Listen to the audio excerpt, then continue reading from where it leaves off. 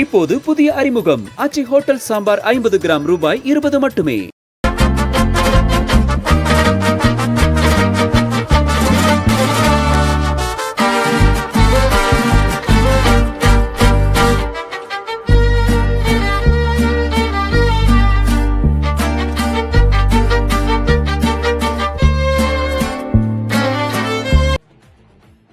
Hi மக்களே, எப்படி இருக்கீங்க? நான் உங்க மீனவ பொண்ணு சுபி. என்ன மக்களே, எல்லாரும் எப்படி இருக்கீங்க? நல்லா இருக்கீங்க நம்புறேன். ஸோ நம்ம பிக் பாஸ் வீட்டில் 91 நாள் ஹாப்பியா வந்து கிராஸ் பண்ணியிருக்கேன். ஸோ இது எல்லாமே உங்களால தான்.